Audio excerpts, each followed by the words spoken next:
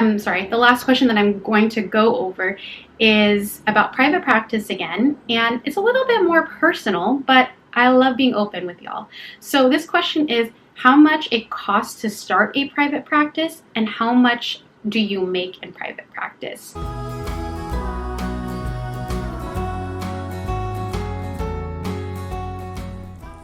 Hello and welcome back to my channel, Mental Health with Melissa. If you're new here, I'm Melissa. Please don't forget to hit that like and subscribe button for more content. I post new videos every single Sunday and Wednesday, and subscribing to my channel really helps me get mental health information out there to our communities of color and tons of free LCSW test prep. If you are studying to become an LCSW, check out the link in the description box below. I have a complete study guide developed just for you, so feel free to head on down to the description box. Today, I am going to be doing a Q&A for you.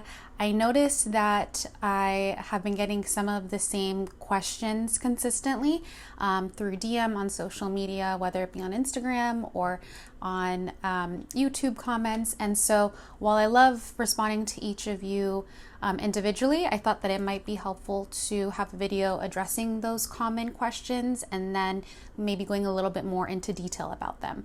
So I am going to be referencing my phone where I have some of these questions, and I will also have them somewhere on this video so you can see what the questions are.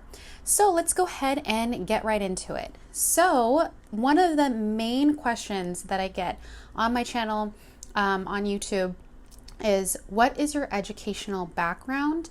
What did you get your bachelor's in, and what is your master's in?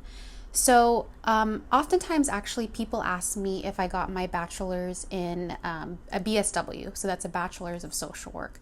I didn't. So I got a bachelor's of arts degree in sociology, and I minored in education.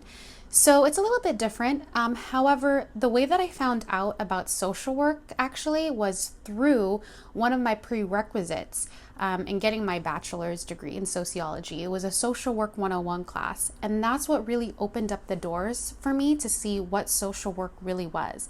Because before I took that class, I think I had kind of like a more sort of like societal influence perspective, I guess you could say, on social work, because I really thought it was more about child and family welfare, and that was like the limit to social work. But I found out that you could become a licensed therapist through obtaining your social work degree, and so that's what actually inspired me to apply for a master's of social work as opposed to going towards a maybe traditional psychology program. So again, my bachelor's degree was in sociology, and I minored in education. And then after that, I applied to grad school, and I got my master's in social work. So it took me a few years actually to get my license. So usually in the state of California, at least, it takes around approximately 2 years to get your license if you're able to get all of your hours accounted for and have a clinical supervisor. Because I had a few that kind of dropped out of being able to do that, and it took me a while to really permanently hold down as clinical supervisor. It took me much longer than 2 years, even though I should have been able to get all my hours done. But that is in a separate video that I address, actually specifically addressing all of your concerns and questions about supervision. So I will link that below. Feel free to check that out. The next question that I got actually for this particular Q&A video was what to write in a purpose statement for counseling grad school. Now, while I feel like this could be a whole video in itself, because this is such a broad but at the same time specific question, I do want to address it because some of the questions or the DMs that I get on Instagram a lot of the time pertain to schooling and recommendations about schooling. So I want to just address this more in a general term, and then if you guys feel that you want more specifics and you want this to have its own video, then let me know in the comments section and I'll be happy to elaborate. So when it comes to writing a purpose statement for grad school, that is your chance to really get creative and share with the admissions committee who you are and why you're going to be a good fit for that program. Basically everything besides the purpose statement is so objective. So you're going to be submitting likely your, you will be, your official transcript for your undergrad that has, all of your grades and your GPA. You're going to be, if your program requires a GRE exam, then you're going to submit those scores. You're going to need some letters of recommendation a lot of the time. And, who knows, even if you have like a really great rapport with the people that write these letters, what that will entail. So the only thing that you have direct control over is what you write in your purpose statement. And so I would really recommend that you take that purpose statement and you discuss all of your experience in mental health, why you are a good fit to be in that particular program. So that's 2. And 3, to address any discrepancies, like if your GPA in your undergrad is not so great, or if your GRE scores are not so great, taking the time to maybe even explain that, because that's the time where you really want the admissions counselors or admissions department to really know who you are and what is going to make you an excellent clinician. So that's what I would say. Personally, for me, well, if you want me to share this in another video, let me know. I can go into detail, but what I shared in my admission statement was really about my background, what made me want to become a social worker, a therapist, and a lot about my history, which, it did include some challenges, some trauma. And I think that that was very helpful because it let the admissions department know that although there were challenges and barriers that I had to overcome, it helped me become an overall more resilient person and made me a better person in working with different populations. So I know that was a mouthful to answer that question, but again, let me know if you want more information on that, because I feel like that's a whole nother topic. Okay, another really common question that I get time and time again, even though I've already done a video on this, is how do I start a private practice and what are all the steps that I need to take? So I will link down below my video on private practice. I highly suggest that you watch it if you want specific recommendations. Now, what I can say about this is that people usually ask me when they hear that I'm in private practice and they are interested in doing that same thing, to give them all of the tips, write down all of the steps that I took to have a private practice and make it profitable. Now, all I can tell you is it's a very unique experience. So I don't have the same niche as you do, and you don't have the same niche as I do. So it's going to be very different for each person. And for that reason, I say do your homework. The first step I would say, though, is to definitely take a look at what you're interested in doing, because if you are just a general practitioner, it's going to be a lot harder to find clients. So first you're going to want to narrow down what it is that's your specialty, and then you're going to want to do the research. And I actually have another video that I am going to be doing about books to read to start a private practice and to be a good therapist, or to help you be a better therapist at least. So you're going to want to stick around for that. The next question that I get sometimes is, why are you getting a PhD in psych if you already have an LCSW? So I also have a video specifically addressing the differences between the two and why I'm doing that. But if I were to answer that in a nutshell, it's because the LCSW is a clinical license and allows me to practice therapy, of course. I am getting, personally, I can only speak for myself. I mean, I'm sure that there are several people that have their own reasons for getting a PhD in psychology. I'm not getting it to become a clinical psychologist. I'm getting it because I really wanted to obtain and identify research methods and skills, because I really started to get interested in research and providing more macro services to our BIPOC communities. And my PhD research program really has allowed me to do that. In addition to that, I really want to write a book. And while anybody can write a book, and you don't need to have any sort of PhD to do that, I really wanted to make sure that I was getting the skills to write a book in a academia sort of environment. And I also really love teaching, and I think that having a PhD definitely helps an individual have more opportunities available for them to teach at a higher collegiate level. So those are the reasons why I'm getting a PhD in psychology, even though I already have an LCSW. So another question that I get a lot on DMs is, what internships or jobs should I apply for before applying to grad school? So I think that, if you don't really have much experience in mental health or in the behavioral health field, then that's okay. Because when you go to grad school, that's what you're going to be learning. You're going to be learning the skills on how to be an excellent practitioner. And you're also hopefully going to be getting an internship while you're in your master's program.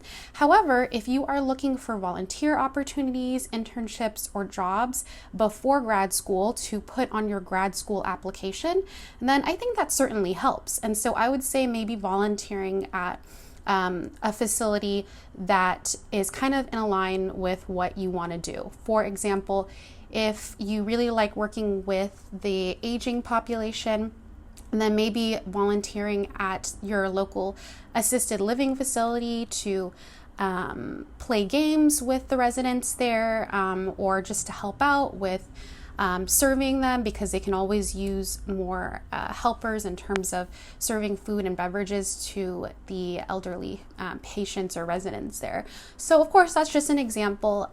Before I started my master's program, while I was in undergrad, actually, I did a volunteer position at a nonprofit organization that was like a daycare for children from abused and neglected households, or those that were at or below the poverty level that couldn't really afford childcare. And so I did that about, I want to say 10 hours a week. It was completely like no pay, but it really helped me, I think, in making my application to grad school that much stronger. So that's just an example. So another question that I get is tips for grad school and also tips for new therapists. So let's start with tips for grad school. So for tips for grad school, I would definitely say time management is going to be your friend. As somebody that went through graduate school twice, so once for my master's program of social work and then currently in grad school for my PhD, I would say time management and work-life balance is everything. I cannot emphasize that enough. And what I mean by that is you obviously want to make sure that you are devoting time to study, to writing your papers, to reading, everything that's school oriented. But at the same time, if you only do that, then you're going to get burnt out. So definitely being able to incorporate time spending with your loved ones, doing things that like fill you up and self-care, but at the same time, making sure that you're able to still do your schoolwork. So time management, that's what I would say for grad school. Tips for new therapists, I would say kind of like along the same lines about work-life balance. When you become a therapist, you are going to be hearing a lot of stories, of course, and you are going to be working with a lot of different people. And so sometimes it may be I guess like overwhelming to hear all of these stories, and it can sometimes cause compassion fatigue. So a good way to really prevent that from happening and manage that is going to be to do self-care for yourself, of course, and make sure that you're getting clinical consultation or clinical supervision. Even to this day, even though I've had my license for many years now, I still get group consultation, and that's what helps me. And I think that that's something as a new therapist you should take advantage of, but even well into you becoming a more established therapist. Okay, so the last question that I'm going to go over is about private practice again, and it's a little bit more personal, but I love being open with y'all. So this question is how much it costs to start a private practice and how much do you make in private practice? So let me address the first part of that question. How much does it start to cost or start? How much does it start to initiate a private practice? So that is a tough question to answer because I think simply for the reason that it's different for everybody, right? Like, are you going to be do you already have clients that are waiting for you, and are you going to be going full force in? Are you going to be starting your own thing? Are you going to be working for somebody else's private practice? So these are all questions that you want to keep in mind. So to narrow this question down, I'm going to assume that this means that you have no clients yet and that you're starting your very own business, your very own private practice. So I can only tell you personally, for me, what these startup costs were. So I made it a point to make sure that I had a website, because that's how people find you these days. Like, whether you like it or not, they find you on the web. So I made a website. The cost of that was like around $200. It can vary. It can be less if you put less effort into it, or if you hire somebody professionally to do it. I did it myself. So that was about $200. Then I made sure that I was on databases where people go to regularly to find therapists. And so that's another monthly fee, which I think that was like $30 a year. So just like $30 a month, which obviously the annual costs are much more than that when you add that all up. At the time that I did start private practice, it was way before the pandemic, so I had to rent an office space. So that costs money. Making sure that I had my malpractice liability insurance, so that costs money. And then also, of course, making sure that I was putting out any marketing materials. So I wanted to make sure, again, this is before the pandemic, so I think a lot of people were still giving out business cards, which I don't think is as common anymore, but I spent money on like 400 business cards. I still have a lot of those actually, and I don't really give them out anymore. Other marketing materials such as brochures, and I think that was pretty much it. So I think altogether it was like, maybe when I first started out, like the first month, maybe $500 or so. Again, there were other sorts of expenses and costs, but it will really vary from practitioner to practitioner. And so now to answer the second part of that question, how much do you make from private practice? So I'll tell you right now, when I first started out and I really didn't have any clients, I remember taking on my very first client, and I can't tell you how much I slighted that scale, because I didn't really have any experience as a private practice therapist at that time. And so I was kind of having my own imposter syndrome. And so I slighted the scale so much that I feel like there wasn't really much of a profit that I was making maybe in the first few months. Now, after reading tons of books and addressing my imposter syndrome with my therapist and in consultation with more tenured providers, I realized that I spent a lot of money on my career. I spent a lot of money and invested in myself. And so what somebody gets with me as a therapist is just what somebody might get with a medical provider that went to medical school, went through residency and became an attending physician, and they may be investing more in that attending physician than they may be with an intern, right? And the same thing goes with therapists and psychologists. So it took a lot of inner work to do that. But what I can say is, doing all those years of inner healing work with myself and developing the skills and the practice in therapy and private practice, I now can safely say that I make 6 figures, and I'm very happy with that. And again, it takes time. So I hope that those answered the questions. If there's anything that I mentioned in here that you would like a more expanded video on, please let me know in the comments section below. I really like talking to the camera, especially since I invested, sorry, there's like a very busy street outside, in a Canon G7X. I'm really happy with it. I had bought a really cheap $90 camera on Amazon, and it was just like really horrible quality, but I'm really happy with this. So anyway, let me know again if you have any comments in the comment section down below. Don't forget to like and subscribe to my channel. Thank you so much, and remember, managing mental health matters.